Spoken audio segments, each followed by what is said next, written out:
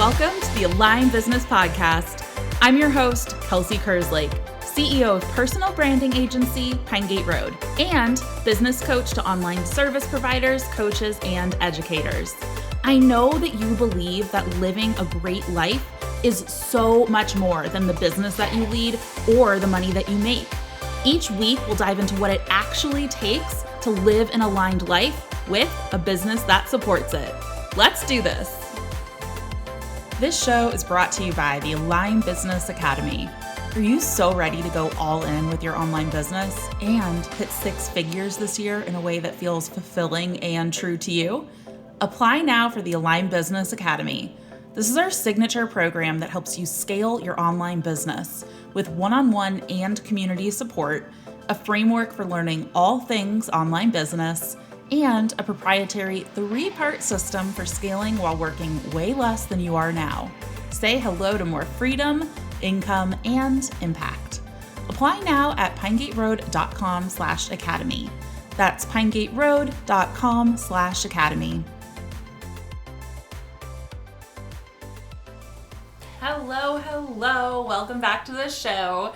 I am pumped to have you here with us today. So I have one of my very favorite internet humans on the show today, sharing about her story and her expertise in helping people really step into the lives that they want to be living and claiming the success that they want to see.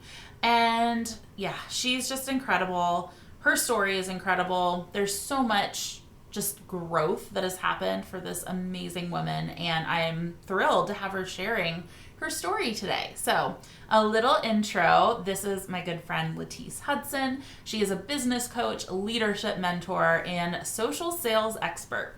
Latice is on a mission to help women make more money, increase their impact, all while living a life that they love. A woman with wealth is a woman with power. Latice specializes in helping online coaches scale past that coveted 6-figure mark by leveraging high-ticket evergreen group coaching offers. In her free time, she enjoys relaxing on the beach, dancing to the latest TikTok trend, and investing in digital real estate online. So welcome, Latice. I am so excited to dive in and just, have this conversation with you. So let's dive in. Welcome, Latice. I'm so excited to have you here. Welcome to the show. How are you doing?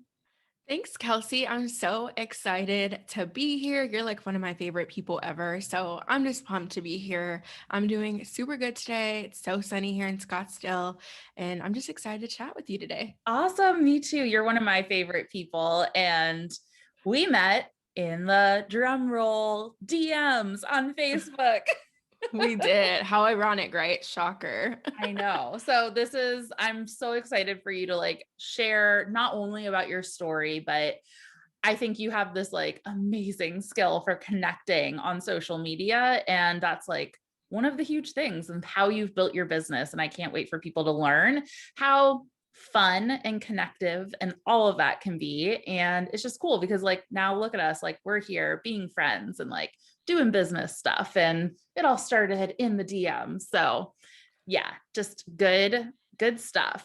Okay. So you have an amazing story. I want you to share it. How did you, first of all, kind of decide to be an entrepreneur? How did you start growing your business? How did this all come to be? Because you have grown in such incredible ways, and I'm just blown away with everything that you're doing. So share your story. Thanks, Kelsey. Yeah, everyone always asks me to when I go on podcasts and other interviews, share your story. And I'm always like, which part of the story? Because I have a very lengthy story, but I'll keep it brief.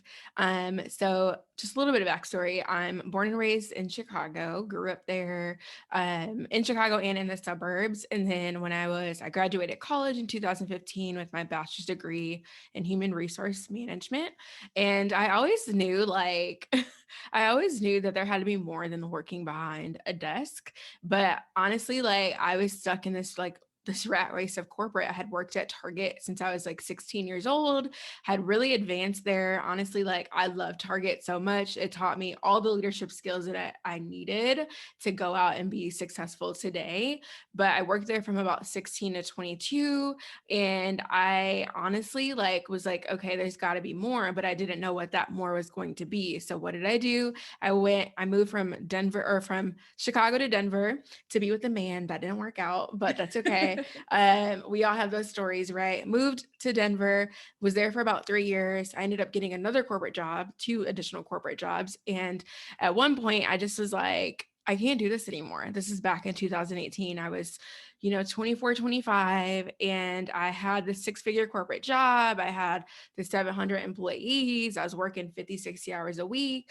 I was living the corporate dream, But everybody that's thought. so cool. Like at that age too, to Yeah. like have 6 figures, be managed. Yeah. 700 employees. That's incredible. Like, Yeah. I think there's a lot of things where it's like, oh, I got laid off and I like had to be a full-time entrepreneur, but you were like living the corporate quote unquote dream, you know? Yeah, like no kids, no husband, just like, living the dream, but also drowning in $50,000 in student loan debt. So it was on the outside, it looked like I was living the dream, but on the inside, I was literally miserable.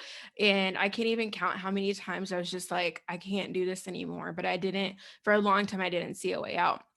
So fast forward, that was at the beginning of 2018 when I really was like, I'm not, had just transitioned into that new job, but throughout 2018, I was like, there's got to be something more. So I had 2 other businesses actually had started in like 2017, which was really cool because I started to get that side hustle bug. I was like, I want to make some more money, pay off Ooh. this debt a little bit. I kind of skipped over that part. So I started a car share business. If you guys have heard of Turo, and Get Around, I had a little car share business. I had 4 cars. I had that under my LLC. I was renting those out. I was feeling fabulous. And then I also had a business where I had e-com. So I was like reselling stuff on Amazon and eBay. So that kind of had sparked my entrepreneurial dreams and like, wow, I could actually make this full time. But again, I was nervous because I was like, it's only me. Like, I don't have anybody else like to be able to help me out. So finally, like over the summer in 2018, I really just was like, okay, something's got to change. I need to take radical ownership of my life. And it's not sitting behind this desk and working for somebody else. So I just put together a plan. It's terrible, but on my like lunch breaks and stuff at work, I would sit in my office. I wouldn't go out to lunch. I was packing my lunch because I wanted to use every ounce of my day to create this exit plan. So what I did was create an exit plan. I quit in September 2018, but I had a 90-day exit plan. I had money in the bank, right? Not that much, but I had enough to get me through for a few months. I said, okay, hey, I'm going to take the skills that I have, the business that I have. I'm going to network even more to get my name out there and to continue to grow these businesses because I wasn't a coach at that point. And then I quit in September 2018. So I know that's kind of like a lot in a little bit of a time, but that's really like my journey. I have a big family, but I'm not super close with my family, single, no kids. I just was kind of out in the world on my own. So that's really kind of like a little bit of my backstory. That's awesome. And so did you go like when you left your corporate job, did you go full time with those 2 businesses that you had? So it was I the car did, yeah. share and the e-commerce. Yeah, Was exactly. that So able, like, did you grow it to a point? I did something similar where like I was growing my business while I was working corporate and I had I think I did like a year of savings because I was like really scared. yeah. And so I was like, okay, I have like 1 year to do this. And yeah, I'd been growing that business, but were you making enough to like cover what you wanted? Like how much was coming in before you decided to leap?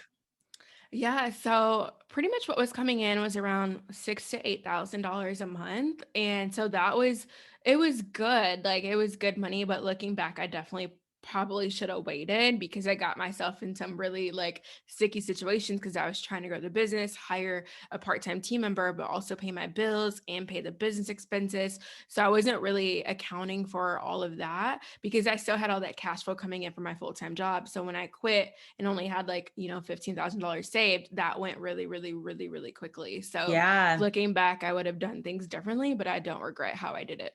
Yeah, absolutely. It obviously worked out. And I mean, Right. everybody has that different like level of risk, and like they're going to figure it out once you get into those situations. But I'm always just so curious. Like I had to have like all of the buffer and I still got myself in like a really sticky situation about a year in, and ran out of my money and didn't know how to like actually run a business. It was like, yeah, I have lots of podcast episodes on all of those failures. So go back and listen if you would like.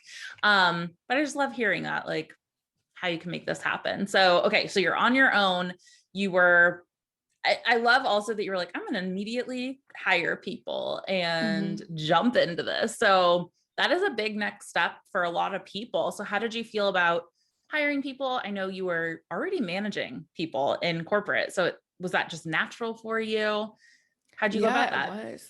Yeah, so the leadership piece in managing people has always been really like natural for me and innate. Like it's not something I've ever really struggled with. We always have room to grow, but it's something at 18, I got a supervisor role at Target. So since I was 18 years old, I've been managing or supervising people in some sort of capacity.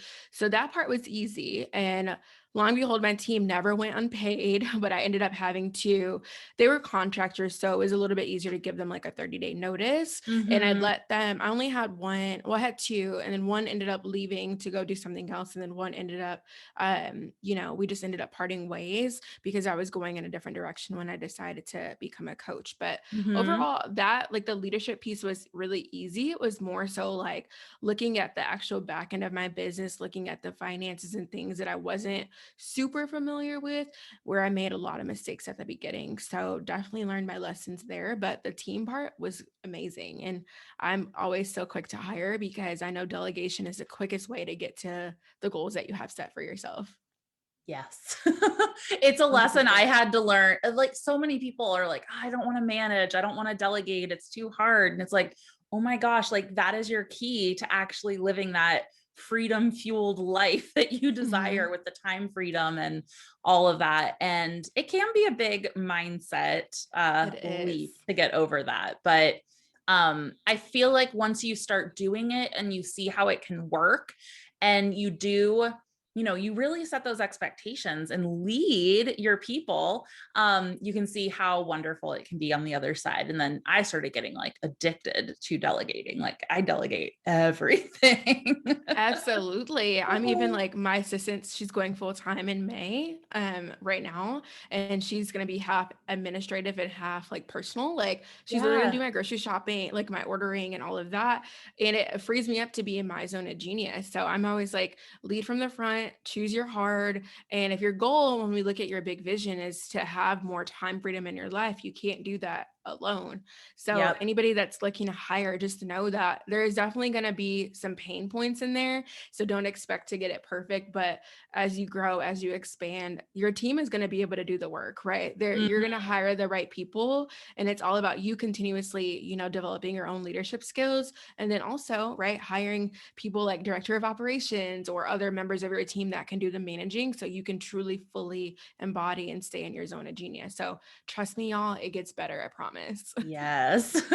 I learned that with my agency. I have Janet, who is my amazing human, and she manages the team, and that was the game changer. As soon as I was able to not have to like worry about checking off all of those projects and tasks and all of those things in Asana. I was like, ooh, this is the biggest thing. And so now we have our director of operations in the coaching business, and I finally just like I feel like this year started getting that team really in place.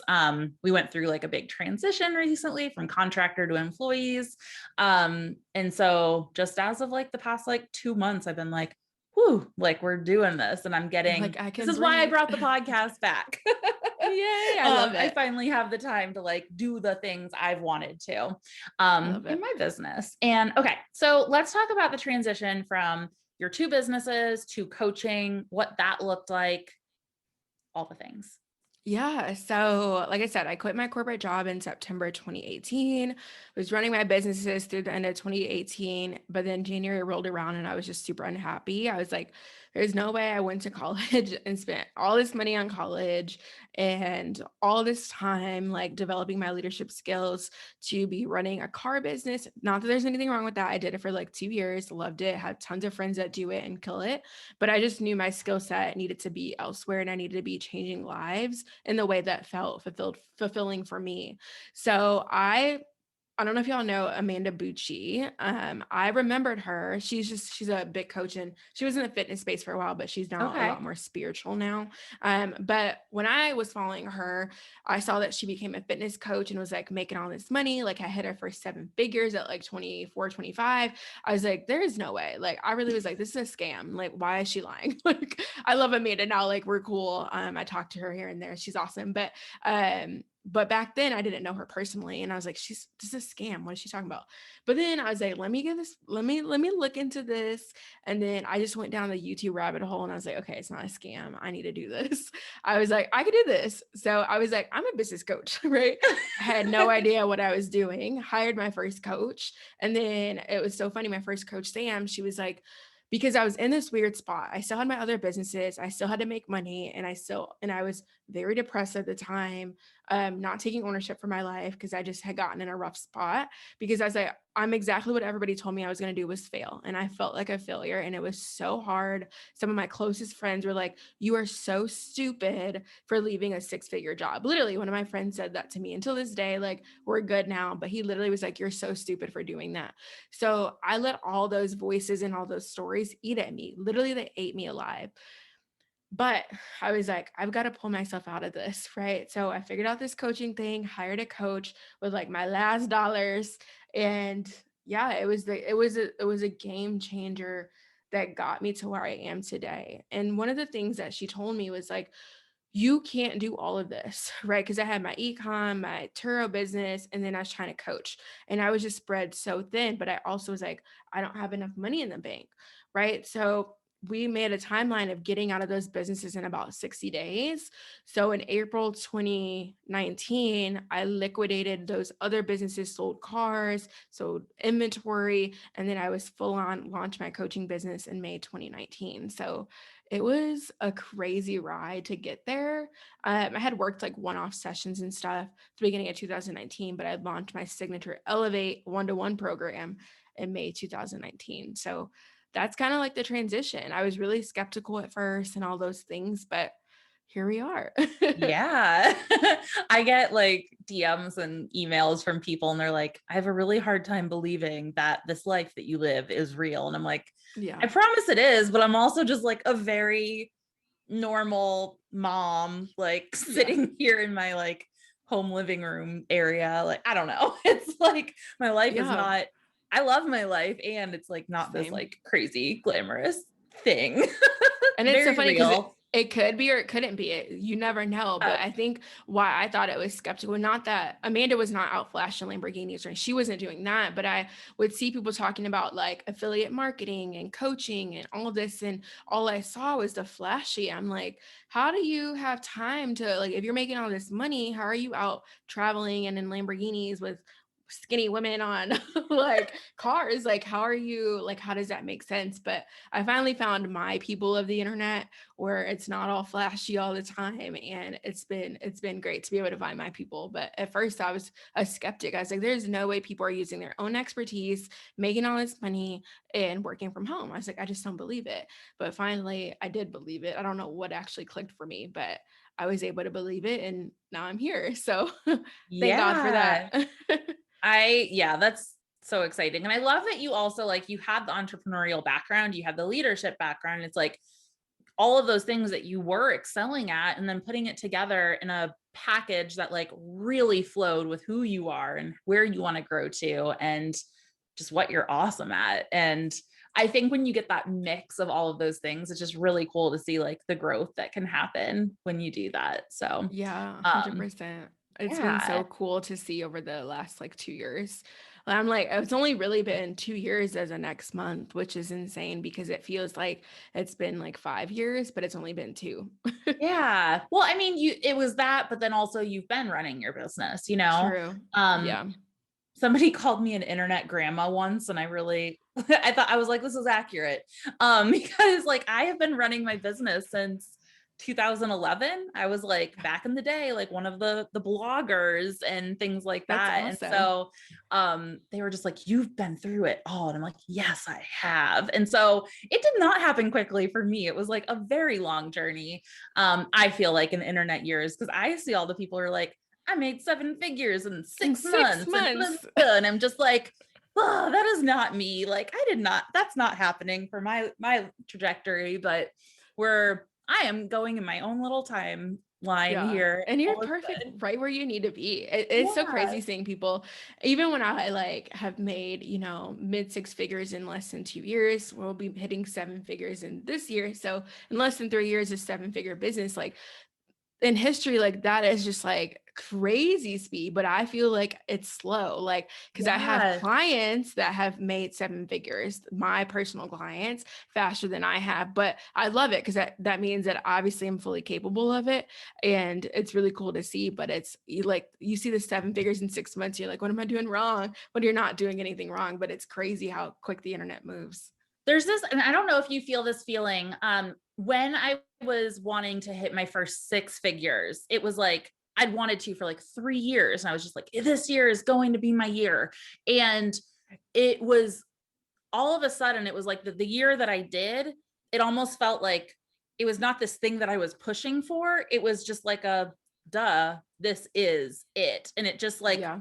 it didn't even feel like a big deal that year because it just like was. And I don't know how to explain that feeling. And I feel like the same thing is happening this year with the 7 figures. I've been pushing for so hard for like now another 3 years. Like, when am I going to hit the 7 figures? And like, I'm going to do it and have the plan. And then this year it's just like, well, duh, it's happening because like all the numbers, all of the like, the marketing pieces and the team is built, like it's all there and it's just happening. I'm just on the ride for it to be there. And I'm like, Mhm. it just feels very natural, which Yeah. does that, how does that make any sense to you? No, it absolutely does. It's so funny because we hit our 6 figures like in like maybe like 8 or 9 months, 9 months, maybe 10 months or something like that. And then the next month I had a $96,000 month in sales. So it's like I did 6 figures in like less than a year. And then I did it basically in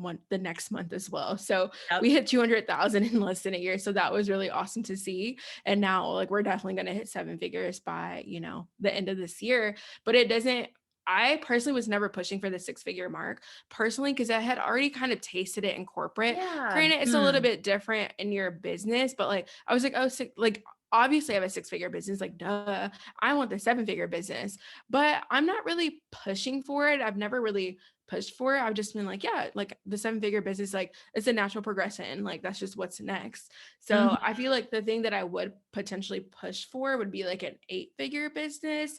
But you and I had talked about that. I don't even know if I want an 8 figure business. So we'll see. But right now it's like 7 figures, let's go. Like it's already here. So I Yeah. totally get that because if it's something that you want, it's just like wanting something so bad and it not happening. And then, like you said, finally just releasing and accepting that it's already here. It happens so much quicker and so much more naturally once you do that, like accept and release. So yeah, Yes. it totally makes sense. And I think there was there in the past, I felt like 7 figures was this thing that I was saying and I was like, yeah, sure, that'll happen, but I never actually had it down on paper for like how many I needed to sell and what is the team that we need in order to do that and what kind of marketing do we need to put out there and how often do I need to show up and do our launches in order to reach these goals. And this is the first year I went into this year and I was like, well, duh, like we have these marketing things planned out and I have the team in place and like the whole stage is set for it to happen. And that has never happened before.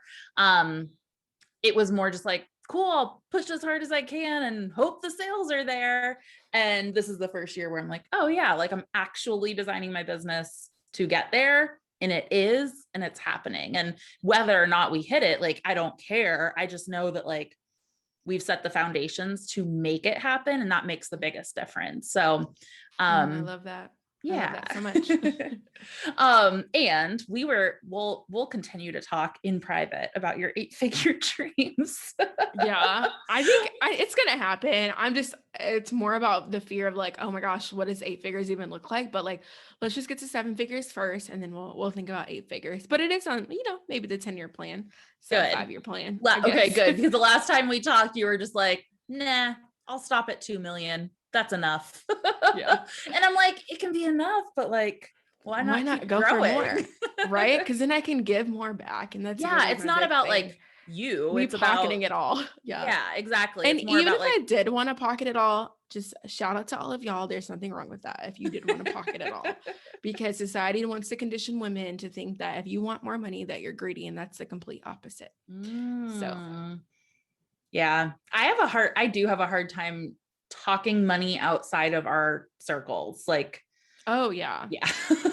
I dated a guy last year, and it was like that 96K month that we had in June 2020. He was like, oh, that's cool. I was just like, this is freaking amazing. Like, you don't even make like half of this a year. Like, not that I was shaming him, but like, I just thought he would be so excited for me. And that's when I knew like, this is not it for me, because it's like, this is like the biggest month ever. Like, we should be celebrating, going out to dinner and popping champagne. And he just was like, that's cool. He was like, it's so funny because you said you were going to make this much money and then you made it. That's really cool. And then just what about his day? I was like, okay, you're a douchebag. Like, not for me. But anyway. So funny. I think my husband like sometimes just thinks I'm like making numbers up. And when I was like, yeah, babe, I'm going to make $1 million. He's like, cool, go do that. And I'm just like, at least he encouraged you. This guy. Oh was yeah. like, okay. He does, but he just like doesn't get it either. Yeah. So I'll tell him our big wins and things. And he's like, cool. Like, we have our nice wine that we pull out from the basement and celebrate. Not now, because I am not drinking as of this moment. But yeah, I know. We also have our little, how are you doing with your health stuff? Oh, okay. So good. I had wisdom teeth surgery last week, so I've been out of commission for working out, but I'll be back at the end of this week. So, but yeah, I'm down like 10 pounds since February. And that's like not including like the weight I probably have lost since my surgery last week. I haven't weighed myself, but I can just feel that I'm down a little bit more. But yeah, we're like consistently working out 4 to 5 times a week. Awesome. Drinking our gallons of water. We're crushing it. I'm all about, my clients even know this, so they're listening. We talk about moving our bodies, and because that was like the biggest game changer for me last year, making like our biggest revenue month. And I know that sounds crazy, but there's so much energy behind like actually moving your bodies and honoring your commitment and like creating the life that you want by taking care of the vessel that's going to fulfill that life that you want. So I'm really big into that stuff. So I'm not like a fitness fanatic, but it's about like just movement and treating your body well. So it's been a game changer for me in my business for sure. Yeah. And I've seen it from the outside, and you inspired me. So I was like, okay, I'm going to do like kind of the 75 hard, except for not that hard, but I'm at least quitting the alcohol for medium now, because I was having all my wine every night and almost every night. And that was not good for, the vision of the CEO version of myself that I want to be stepping into. So I started this. You're my little accountability buddy. I know, we like check in every week. It's so fun. It's nice having somebody who is focused on it too.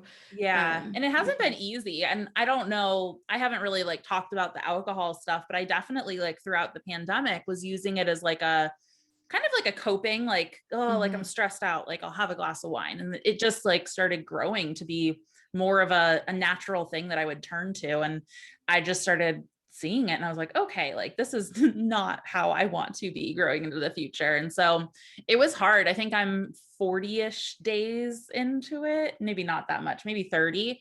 But for a lot of the first couple months or the first couple weeks, it was like, okay, I want a glass of wine right now. Like that was my natural go-to. So I had to like say it out loud and then say like, no, Kelsey, like we're not going to do that tonight. Like you can go get a tea, or you can go do some stretching or go for a walk or something like that. But it was a habit I had to like break myself of a little bit. And I'm I'm still so proud working of on it. you.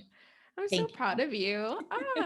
I wish I like wine makes me so sleepy. So I never drink Oh, wine or really really? anything at all. Yeah, I don't really drink at all, but I do like wine. It just makes me so sleepy. So I think Mm, for me during the pandemic, my habit was like, I mean, I started working out more. So that was like I kind of fell off at the end of last year, but I picked it back up at the beginning of this year. So yeah, I think that for me, it just is, keeping my body going. So that's been my biggest, like, I guess, good habit. So thankful for that. love it. Yeah, you've been a huge inspiration to me. So thank you for sharing Yay. what you do out loud for all to see. Of course.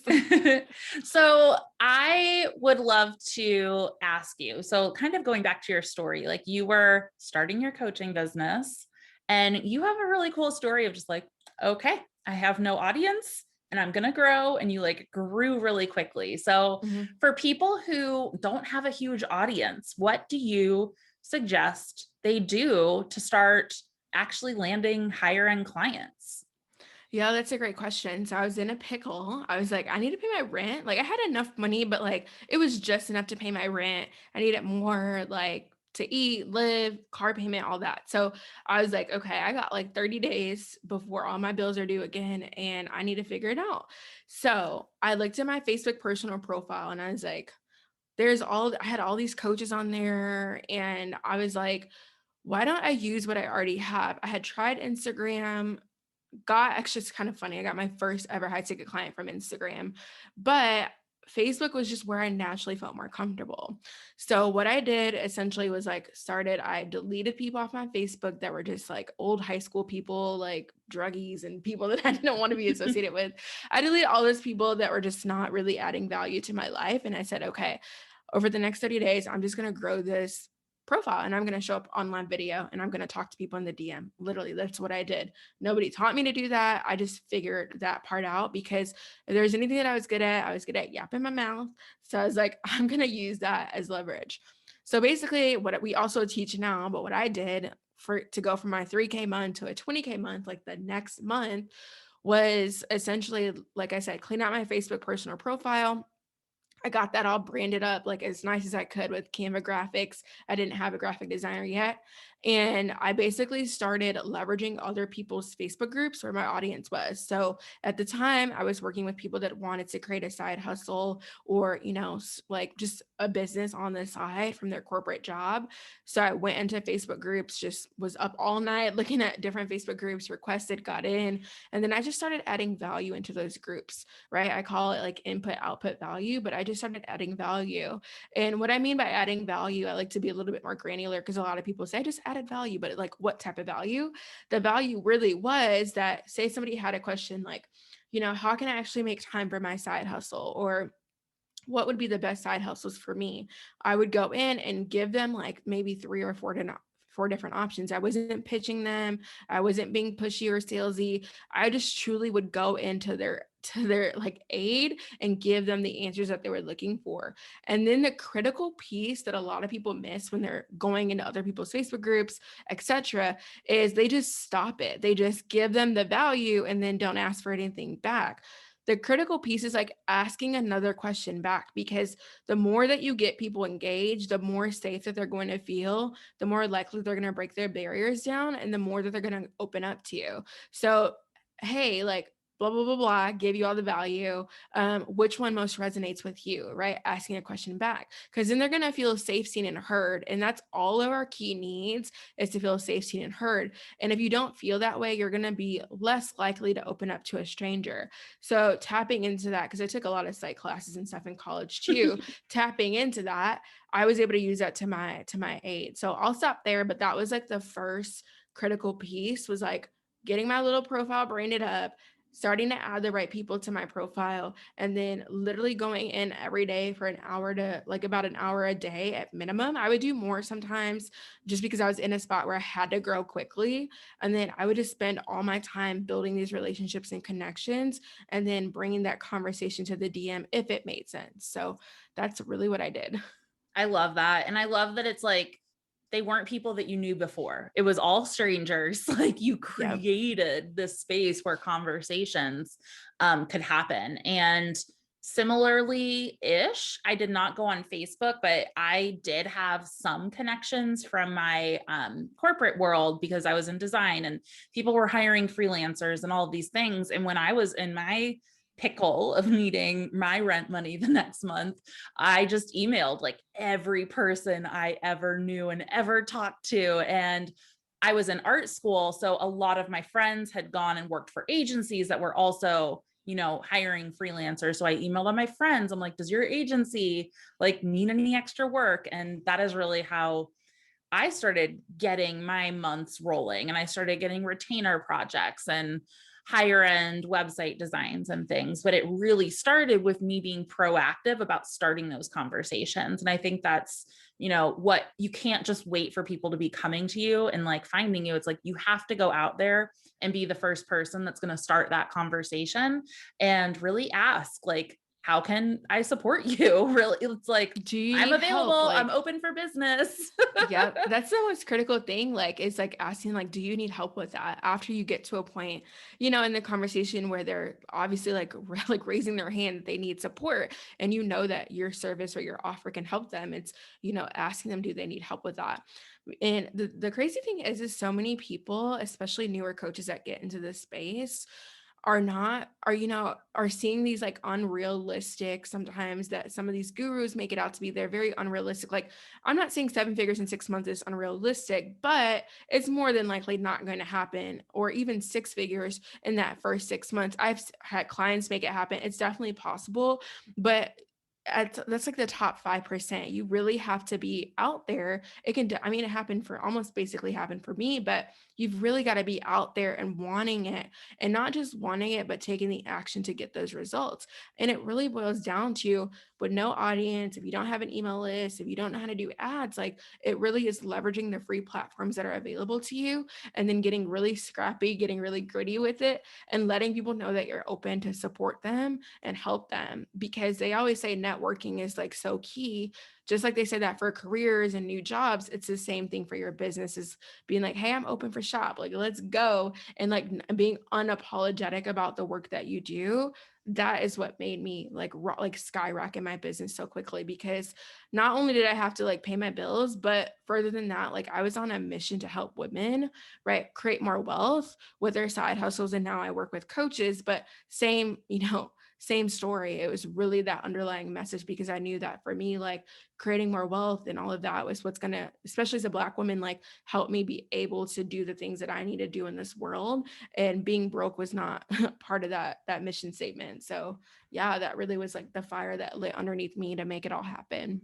I love that. And I don't know if you found this too, but it's almost like I started my business and it was like, okay, let's just survive. Let's make the money. And as things start to grow, it's like you start to get these different layers of safety or normalcy kind of like under you. And it's almost like the legacy work that I feel like I'm doing now, I didn't even have in my brain until I got here, because it just wasn't even like part of what I wanted to I just couldn't even fathom it. I was just so Yeah. in like, let's pay our rent, like, not how can I impact, like, Millions of the women. Yeah. patriarchy and all of these things. And now I'm like seeing it day in and day out. It's, helping other women, like you said, like gain wealth, find that time freedom, be able to take control of their lives and put those big dreams that like maybe we don't think are possible, but like, heck yes, they are. And Oh yeah. really making it happen. And yeah, it's just that legacy work. I feel like it happens over time. So it was not something I Absolutely. had in my brain for a long time. Right. Like, it happens in layers for sure. Right. I'm getting to the point where we're launching a podcast and doing all those other great things, but you don't necessarily start off that way. But the quicker that you can release like the need to control everything, the quicker that you can release, like, so AKA hiring a team, right? The quicker that you can release the need of being perfect. I know I struggled with undiagnosed perfectionism for so long. The quicker that you can get to doing your life's work. And that's really what we're here for. So often I hear women say that they feel, unaligned. And it's so funny we're here, talking about alignment with Kelsey. And I think it's really important that sometimes there are going to be parts of your journey that feel unaligned because it's work that is difficult or work that's uncomfortable. But when you look at it in the big picture, it's work that's going to get you closer to your purpose. And sometimes you just have to do some of that work to get to where you want to be.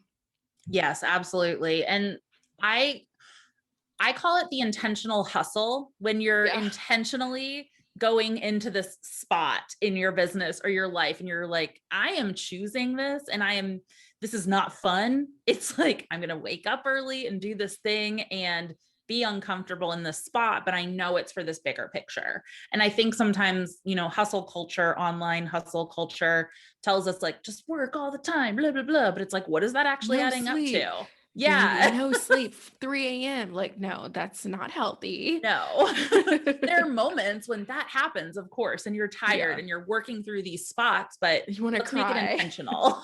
Yeah, absolutely. I love that. You said that, making it the intentional hustle. That's super and it also, me. with me transitioning to employees, that was another thing where it was just like, okay, this is going to be, I'm going to be in it with the team and we're forming this whole new, like, our culture and team dynamics and SOPs and all of the things was like changing up. And I knew I was going to be working more than I wanted, in an ideal life, but it was that intentional choice to do that so I could get to that next like layer of safety and foundations in my greater business. Gain. Absolutely. And it happens way quicker when you just go in and like get it done instead of like pondering on how much work you have to do. Just get it done. And then now you can live a more, stable and peaceful and more freedom filled life. Yes. It's always worth it. Mm-hmm, absolutely. And now I'm filling my extra time with podcasts and conversations with Latisse. I love it. Happy to be here. Thank you. So I think we're just about wrapping up here, but do you have any last things that you want to I guess we wanted to talk about DMs, but did we cover that kind of, or? A little, yeah. I think the last little piece I can add on to DMs, I know it's like all the rage right now, like no sales calls and selling in the DMs and all of that great stuff. I definitely think it's so possible. Obviously, we do it. I've been doing it for a while now. I would say to any of you that are, maybe brand new or a little bit more early stage, I know that's who you work with a lot, Kelsey, and as well as I would say don't, try to rush their process, trying to start selling straight in DMs, because you may feel very defeated at first if you don't have a full proof of concept, if you've not really sold your offer much. So know that it's going to be your next step, but don't try to necessarily make it your first step. If you're a little bit more new or early stage, work your way there and you'll get there. I mean, you can get there in 3 months, 6 months, a year. Our clients transition there pretty quickly as well, but don't beat yourself up if you're not selling in the DMs from day one, because it will happen for you. Just know that there are steps to the process, and definitely get to know your ideal client, get to know your customer, get to know their wants, their needs, their pleasure and pain points, get to know all of that, and then transition over to selling in the DMs. So that would be my only little bit of advice, because I'm seeing a lot of that go around. A lot of people don't want to do any sales calls anymore, or don't want to take that extra step to build the relationships. They just want to sell. And we get the sell by serving first. So that's really the 2 cents that I would add to that. Yeah, absolutely. I teach to do sales calls, just as my blanket statement, teach to do sales calls until you've hit 6 figures. Yeah. And that is usually going to give you enough time where you can build those relationships. You can actually, I think there's a big thing where you're holding space within those sales conversations and you're learning how to say the money and say the numbers out loud and really feel confident in what you're doing. And that is such a gift. And that is what sales calls did for me. I would just sit there with huge pit stains in my shirt for so many times. And now it's no big deal. And I only got to that place because I went through those uncomfortable conversations and said my numbers out loud and held space while people just said, that's too expensive. Period. Or hung up on you. Yeah. It definitely, it's a little rough sometimes, but the roughness is worth it. So yeah, Exactly. I'm right in alignment with the 6 figures, and then, It's about that. It's transitioning like over. at that level, like you've usually gotten to know who your person is, how you're marketing to them, what their general, struggles and visions and goals are. And then you're like, cool, I know this person. Let's go to the DMs or wherever else you want to go. So Yeah. Maybe yeah. you go to, whatever FaceTime. I don't know. But yeah, I think that's like so perfect. And then when you do transition, like make it a transition. You got to be fully bought into it, So not that you can't do both, right? I think it's important. But once you're, transitioning over, that you're fully bought into, this is how I sell now, and really owning that. Yeah. Awesome. So another thing I want to ask is like, you're a CEO. I'm a CEO. Like we are doing CEO things. What does your life look like in your business as that CEO while you have team doing the doing? Like what are your days and weeks and things looking like right now? Yeah, that's a great question. So we just hired a director of operations. Shout out to Woo! Kelsey. Thank you for the recommendation. So she just started last week. So she's brand new. So we're getting her all caught up to speed, all that fun stuff. But starting really in May, I will be doing less of the, not that I won't be doing leadership, because I'm thrive with leadership, but also being the face of the brand. We're going to be going through a massive rebrand. So I'll be spending a lot of upcoming time working with our brand strategist and our designer on that. And then also during my days during the week, really it's Tuesdays and Thursdays are like coaching calls. Mondays are like my CEO day. So I'm looking at numbers, meetings, checking in with our team, checking in with our clients. And then Wednesdays are like half day. I like to do a lot of like external self-care. So that really looks like nails, hair, lashes, waxes, all those great things. And then I usually, like I said, I do a little bit of work content creation, but it's usually a half day work day. And I don't typically do too many calls. I may do a podcast or something like that, as we are here today. But yeah, that's really what my week looks like. And then Fridays are like a free for all, like whatever I feel like doing. If I don't feel like working, then I won't work. If I do, I will. But yeah, that's my week. I usually am at 25-ish hours a week and loving life. So that's really what my weeks look like. They're pretty chill.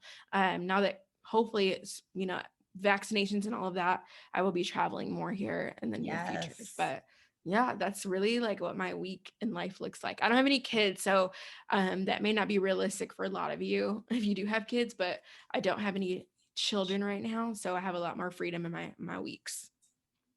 Yeah, but yeah. And you're still running. You have all of the team and all of the True. things. And it's like, Yeah. I mean, we have a very similar schedule and I do have a kid and Yeah. yeah, it's all possible. Yeah. I 100%. think, It's all possible. yeah, the kids, I mean, that's a whole nother thing. And I know we've talked about that behind the Yeah. I scenes always like too. to Just preface it because some people are like, "Ah, you're so lucky you don't have XYZ." And it's like, well, yes, like that also, we all have choices. But at the same time, you're like, your kids are not going to hold you back from living out your dream, right? I wouldn't want that for anyone. So I always like to preface it, but also, like you said, it's so possible. Whatever situation that you're in, it may yeah. just look a little bit different for you. Exactly. And we have moms all the time, like, or Yeah. parents coming into our program and still making their 6-figure, I love 7-figure it. dreams happen. And yeah, it's just like, I really think that next level comes down to the delegation and getting your team. So you are showing up for what you absolutely need to do and what your genius work is, and then having the system structure, everything else in place. One of our clients is hitting like on track to hit her $1 million this I year, love and she it. had a baby in January. Like she's just rocking Easy. it, Make and it it's so happen. cool. Yeah. And Yes, I she love it. started from zero, like a year and a half ago. So it's just Mhm. like, that's crazy, but wonderful. And So it's all wonderful. possible. It really is. Like if I could do it, you could do it, everybody else could do it. We can all do it. And it's just about, taking that radical ownership of where you want your life to be and not settling for anything less. Yeah, absolutely. All right. Thank you, Latisse. If you have one, I don't know, final message to leave our wonderful audience with? What would you like to share with them? That's such a great question. I would say it really would be like, you know, demand excellence from yourself and be relentless in all of your goals. And don't let anything or anybody stop you from like operating out of your big vision. So that would be like my final little message. Yay. Thank you so much. And where can everybody find you on the internet? Y- Yes, I'm usually hanging out over on Instagram at Latisse Hudson. I think you guys will put it in the show notes. And Yep. then also in my Facebook group, Elevated Women Entrepreneurs, completely free. So hop on over there. I'm usually in there giving loads of value. So that's where I'm at on the internet. Yay. Yeah. Letice is so fun to follow because she's always going live, always just like sharing all of these amazing stories and just everything. So you're awesome to follow and highly Thanks, Kelsey. recommended. Thanks, girl. I appreciate you. Well, thank you, Letice. This was amazing to have you, and I hope you have an amazing day. Thank you so much for spending time with me today. If you've enjoyed the show, please take a few seconds right now to leave a rating and review on iTunes. It's so simple and helps us so much. This is incredibly helpful for getting this show into more ears so that we can make even more impact. I'm sending you so much love. I hope you have an amazing week. You've got this.